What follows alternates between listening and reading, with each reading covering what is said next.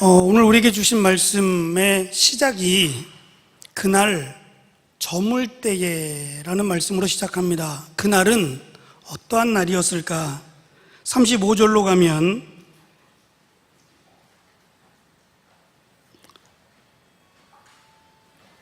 바로 앞에 부분에서 예수님께서 무리를 떠나 저편으로 건너가자라고 하신 말씀이 시작된 날입니다. 예수님께서 무리들에게 말씀을 전하시고 무리들과 헤어지고 제자들에게 배를 띄워서 갈릴리 호수 건너편으로 가자라고 말했던 그날입니다. 그래서 제자들이 예수님 말씀에 순종하여 배를 띄우고 그 배와 예수님을 모시고 건너편으로 가게 됩니다. 그러면 그 건너편이라는 저편이 어딘지에 대한 답이 5장 1절에 있습니다. 5장 1절에 보면 예수께서 바다 건너편 거라사인의 지방에 이르게 됐다라고 말합니다. 이방 나라였고요, 이방 땅이었고, 특별히 뒤에 있는 내용을 보면 귀신 들린 군대라고 하는 막강한 귀신이 들린 사람이 있던 곳으로 유명한 곳입니다. 이미 이 사람을 누구도 건드릴 수 없어서 저기에 가지 말자, 저기에 가면 군대라고 하는 귀신이 들린 사람이 살고 있는 데라고 하면서 사람들이 피했던 그 지형으로 지금 예수님은 가자라고 말씀하시는 겁니다.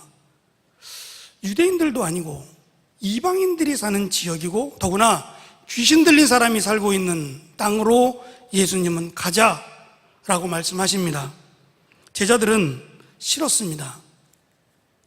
귀신 들린 사람을 만나러 가는 것도 싫었고, 부정한 사람, 귀신 들린 사람에게 가야 될 이유도 제자들은 아무것도 없습니다. 그런데 예수님은 무작정 가자, 배를 띄우라 하시고, 그것도 대낮에 가면 좋겠는데 어두울 때 거기 가면 자야 될 수도 있습니다. 밤에 소용돌이 치는 풍랑을 자주 만났던 어부 출신들인 제자들은 낮에 가면 좋을 거를, 그냥 잠깐 갔다 오면 될 것을 굳이 이 밤에, 그것도 많은 사람들을 물리치고 굳이 특별히 그곳을 가야 될 이유가 있겠냐라는 것이 제자들의 생각이어서 예수님께서 가자 하신 그 거라사 지역으로 가기 싫었습니다. 근데 예수님께서 가자 하시니 배를 띄워서 갑니다. 얼마의 시간이 흘렀는지 알 수 없지만 먼 거리가 아닙니다. 그냥 배를 타고 가면 30분이면 갈 수 있는 거리였는데 예수님은 피곤하셨는지 특별한 이유가 있어서 주무셨는지라 라고 성경은 기록합니다. 근데 그 주무신 것과 동시에 갑자기 큰 풍랑이 일기 시작했고 물이 배로 넘쳐 흘러서 배가 잠기게 되었더라라고 기록합니다. 큰 배가 아닙니다.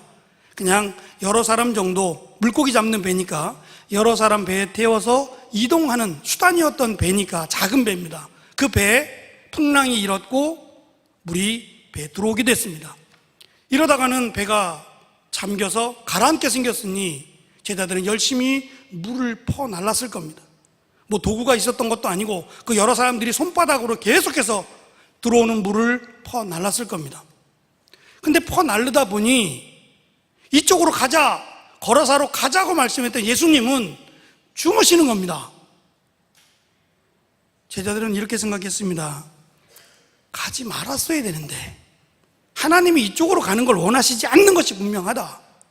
그래서 예수님이 가라 했을 때 가지 말아야 됩니다. 예수님, 이쪽으로 가면 안 됩니다. 이쪽은 귀신 들린 자가 사는 지역이라 아무것도 볼 것도 없는데 왜 굳이 그쪽으로 가시려 합니까? 라고 말렸어야 되는데 말리지 않았더니 이런 어려움이 오는가 보다 라고 속상해하며 예수님을 깨웁니다. 예수님을 깨우면서 예수님, 저 풍랑과 저 물결을 향해서 잠잠하라고 한마디만 좀 말씀해 주십시오 라고 했던 것이 아니라 속상하니까 깨운 겁니다. 예수님, 이쪽으로 오면 안 될 것을 왜 이쪽으로 와가지고 이런 어려움을 겪습니까? 지금 우리는 꼼짝없이 죽게 생겼는데 잠이 옵니까 지금? 그러면서 예수님을 깨워서 그 다음 행동이, 예수님, 저희가 어떻게 하면 좋겠습니까? 말씀하시면 저희가 그대로 순종하겠습니까? 라고 말하는 게 아니고 같이 물 푸자고. 예수님, 우리가 살아나려면 여기서 지금 물을 퍼내야만 됩니다. 그러니 한 손이라도 더 보태서 저희랑 같이 물을 퍼날랐으면 좋겠습니다 라며 오히려 예수님을 책망하듯 이야기하기 시작합니다. 예수님을 원망하듯 이야기하는 겁니다. 예수님께서 이방인의 땅, 특히 귀신 들린 자가 머문 그곳으로 가자 해놓고 예수님은 나무나라 주무시니 속상하기도 하고, 왜 굳이 가지 말아야 될 부정한 사람, 귀신 들린 사람이 살고 있는 이곳까지 굳이 가야만 합니까? 앞으로는 예수님 이런 곳은 안 갔으면 좋겠습니다 라고 하는 마음을 담아 예수님께 불평하기를 시작합니다. 만약 제자들이 예수님을 선생님이 아닌 하나님으로 믿었다면 어땠을까요? 예수님을 하나님으로 믿었다면 풍랑이 불든 물이 배에 들어오게 되든 문제가 되지 않았을 겁니다. 예수님을 하나님으로 믿었다면 그깟 풍랑, 그깟 물이 들어와도 죽지 않을 거다. 심지어 죽어도 살 거다. 하나님은 죽은 자도 살리시는 분이니 두려워할 게 뭐냐? 라고 하며 앉아서 물장구 치고 앉아있을지도 모릅니다. 그런데 제자들에게는 그 믿음이 없었습니다. 예수님은 제자들에게 한마디 하셨습니다. 어찌하여 믿음이 없느냐고 말입니다. 믿음은 믿습니다라고 말하는 게 아닙니다. 뭐든지 믿기만 하면 된다는 것도 믿음이 아닙니다. 믿음은 예수님이 누구신지를 아는 것이 믿음의 시작이 되어야 합니다. 아무리 믿음이 좋아도 예수님이 누구인지를 모른다면 그건 믿음이 아니고 그것은 그냥 자기가 바라는 것이며 소망이 강한 것뿐이라는 말입니다. 예수님이 누구신지를 분명히 알고 기도하는 것이 믿음의 기도이고 하나님께서 원하시는 믿음이기도 합니다. 아이들을 키우다 보면 아이들에게는 그저 엄마 아빠만 있으면 최고입니다. 모든 것이 해결되니까 자기들이 할 수 없는 것, 그래서 엄마 아빠와 함께 있으면 어깨에 힘이 들어갑니다. 친구들하고 걸어갈 때도 엄마 아빠와 함께 있으면 마치 뭐 대단한 것처럼 어깨에 힘주며 걸어가기도 하고 엄마 아빠가 내 편이라는 것이 자랑스럽기도 합니다. 그런데 나이가 들어서 차차 엄마 아빠도 늙으시는구나, 엄마 아빠도 한계가 있구나 라는 것을 깨닫는 순간부터는 가르치기를 시작합니다. 엄마 이게 아니야, 아빠 이거 아니라니까, 아빠 이게 맞아, 내가 학교에서 배웠는데 아빠 틀린 거야 라고 하며 오히려 엄마 아빠를 가르치기를 시작합니다. 그리고 더 나이가 먹으면 오히려 자기가 엄마 아빠를 보호하는 사람인 것처럼 빨리 따라와요, 엄마 아빠 여기 계시면 안 되니까 이쪽으로 오세요 라고 하며 자기가 보호자가 돼버리고 맙니다. 엄마 아빠의 한계를 아는 겁니다. 마치 제자들은 예수님이 자기의 선생님으로 그저 자기들에게 말씀을 전해주시고 자기들에게 좋은 것을 그리고 필요한 것을 채워주시는 분 정도로만 이해했습니다. 그러다 보니 이제는 예수님을 가르치기 시작하는 겁니다. 예수님 거기는 가면 안 됩니다, 예수님 이렇게 하면 안 됩니다 라며 오히려 예수님을 가르치고 있는 겁니다. 마치 예수님이 그저 선생님으로만 우리에게 필요한 것처럼 말입니다. 답답하고 한심한 제자들의 말을 뒤로하고 예수님은 바람을 꾸짖습니다. 그리고 호수를 향해서 잠잠하라, 고요하라 라고 말씀하시자 바람과 바다가 마치 기다렸다는 듯이 언제 그랬냐 싶게 잠잠해지고 맙니다. 제자들은 당연하다는 듯이 예수님이 말씀하시면 당연히 잠잠해지고 고요해지는 것이 당연하지, 지금까지 그랬던 것처럼 이라고 여기지 않고 성경은 놀랐다고 말합니다. 너무나도 놀랐다고 말합니다. 어떻게 바람과 바다가 예수님의 말 한마디로 저렇게 죽은 듯이 고요해질 수가 있겠느냐 라고 놀랐습니다. 이 놀란 것은 예수님을 하나님으로 믿지 못했다라고 하는 증거입니다. 예수님을 하나님으로 믿었다면 예수님이 물 위를 걸어가시든 물에게 명령을 하시든 물이 뒤집어지게 하든 아무런 문제가 없고 그냥 아멘으로 받았을 것이며 역시 예수님은 하나님이십니다라고 고백할 수 있었을 겁니다. 믿음도 없으면서 자신들의 생각을 예수님께 가르치려고 하고 있는 어리석은 제자들의 모습을 예수님은 이 말씀을 통해서 보여주고 있습니다.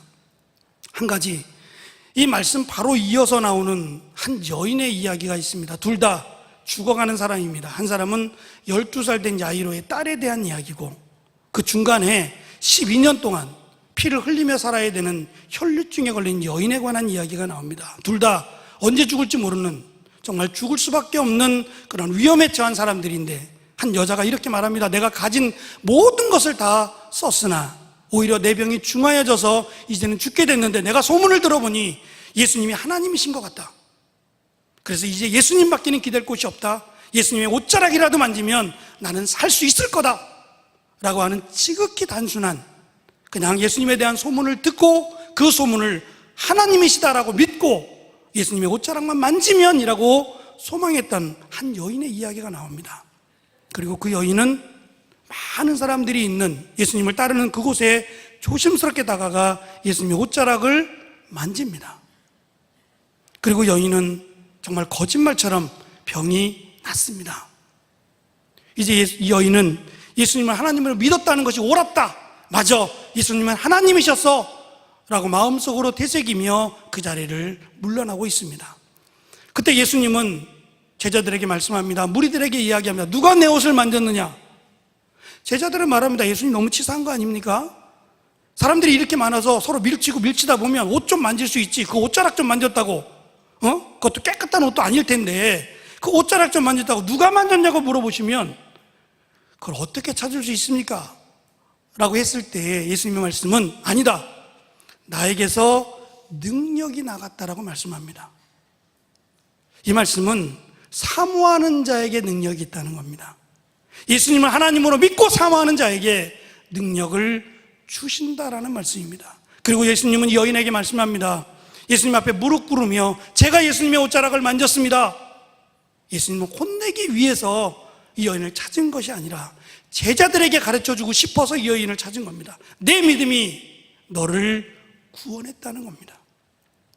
예수님을 하나님으로 믿은, 그래서 옷자락이라도 만지면 내 병이 나을 수 있다라고 믿었던 그 믿음이 능력이 되어서, 그리고 그 믿음이 너를 구원했다고 말씀합니다. 제자들은 이제껏 예수님의 말씀을 많이 들었습니다. 그리고 기적도 많이 보았습니다. 그런데도 예수님을 하나님으로 믿지 못합니다. 이것은 믿음이 없는 겁니다. 내가 오랜 시간 동안 신앙생활을 해왔고 오랜 시간 동안 예수님을 믿는다고 말하면서도 예수님이 하나님이심을 믿지 못한다면 믿음이 없는 겁니다. 오히려 예수님 믿은 지 얼마 안 됐습니다. 이제 갓 예수님을 믿었지만 예수님을 하나님으로 믿고, 그리고 나와서 기도하며 하나님 나에게 힘 주시고 능력 주시고 하나님이신 주님이 나와 함께 해달라고 기도한다면 거기에 능력이 있을 것이며 은혜가 있을 것이라는 말씀입니다. 이 사건을 통해서 제자들은 무엇을 깨달아야만 합니까? 예수님은 바람과 파도를 잔잔하게 하시는 능력 있는 분이다, 이것을 가르쳐 주시려고 하는 게 아닙니다. 예수님이 누구신가? 예수님은 하나님이시다라는 것을 가르쳐 주려고 합니다. 여기서부터 믿음은 시작되어야 합니다. 만약에 여기서부터 믿음이 시작된다면 풍랑이 일어도 두려워하지 않을 것이며 배에 물이 들어와도 걱정하지 않을 겁니다. 예수님께서 제자들 그리고 우리에게 말씀하시는 것은 풍랑이 일어도 두려워하지 말라는 겁니다. 바람이 불고 물이 배에 들어와서 잠기게 되더라도 두려워하지 말라는 겁니다. 주님이 함께 하신다면 말입니다. 우리는 예수님을 사랑합니다. 아멘. 설명할 수 없을 만큼 사랑합니다. 그 사랑이 우리를 이 자리까지 오게 했습니다. 내가 정말 예수님께 잘해서 예수님 보시기에 너무 만족스러워서 내가 이 자리에 있는 것이 아니라 정말 예수님을 알지도 못하던 때에 나를 택하시고 나를 사랑하셔서 이 자리까지 오게 하셨다는 겁니다. 그것이 은혜고 그것이 축복임을 우리는 믿습니다. 이제 우리에게 원하시는 것은 예수님이 하나님이시라는 걸 믿으라는 겁니다. 믿음은 여기서부터 시작되어야 합니다. 그리고 하나님이신 예수님께서 우리의 죄를 대신하여 죽으셨고 그 은혜로 말미암아 우리는 하나님의 자녀, 구원받은 백성이 되었다는 그 은혜가 우리에게 있음을 감사해야 합니다. 예수님께서 제자들에게 낮도 아니라 밤에, 그것도 해가 저물 때에 거라사 지방으로 가자고 말씀하셨던 것은 제자들에게 이것을 깨우쳐 주기 위함입니다. 귀신 들린 자에게 귀신아 나가라고 명하셨던 바로 하나님이신 예수님을 믿었다면 제자들은 우리의 죄를 대신하여 죽으신다 말씀했을 때 안 됩니다. 절대 이것은 안 됩니다. 그래서 예수님께서 사탄아, 내 뒤로 물러가라. 너는 나를 넘어지게 하는 자로다. 내가 하나님의 일을 생각하지 않고 도리어 사람의 일을 생각한다는 책망을 듣지 않아도 될 뻔했습니다. 예수님을 3번씩이나 부인하는 어리석은 행동을 하지 않았을 겁니다. 적어도 예수님이 하나님이라는 사실을 믿었더라면 말입니다. 물론 예수님은 그럼에도 불구하고 베드로를 용서하셨고 가룟 유다를 용서하셨습니다. 죽지 않기를 원하셨고 오히려 돌아와 예수님의 말씀을 전하기를 원하셨습니다. 그런 은혜가 있었기에 지금 우리가 여기 있는 것 아닌가 싶습니다. 믿음이 없는 제자들, 그 제자들을 버린 게 아니라 계속해서 가르쳐 주셨고 그 제자들이 예수님을 하나님으로 믿기를 예수님은 원하셨습니다. 예수님이 누구십니까? 여러분에게 예수님은 누구십니까? 나에게 예수님은 누구십니까? 예수님은 단지 우리의 문제를 해결해 주는 해결사가 아닙니다. 내가 필요할 때만 예수님 도와주세요, 예수님 나에게 힘을 주세요라고 그렇게 말하는 해결사로서의 예수님만은 아니란 말입니다. 언제나 우리와 함께 하시는, 그리고 우리의 죄를 대신하여 죽으신, 말로 설명할 수 없을 만큼 하나님이신 분 아닙니까? 그래서 어느 때나 언제든지 우리는 행복해야만 합니다. 감사해야만 합니다.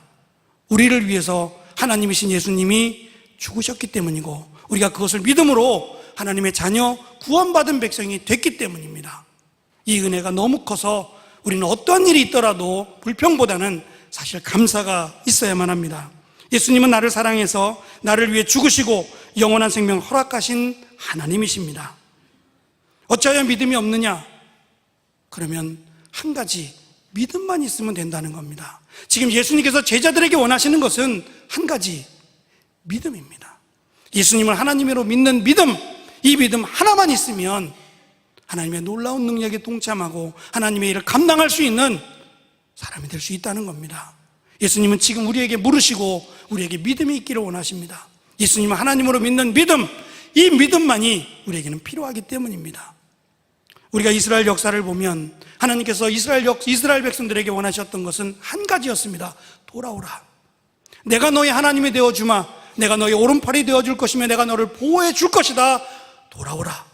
돌아오면 언제든지 내가 너의 하나님이 되어줄 것이라는 약속을 우리는 계속해서 들었습니다. 우리는 이미 하나님께 와 있고 하나님의 자녀로 살아가고 있습니다.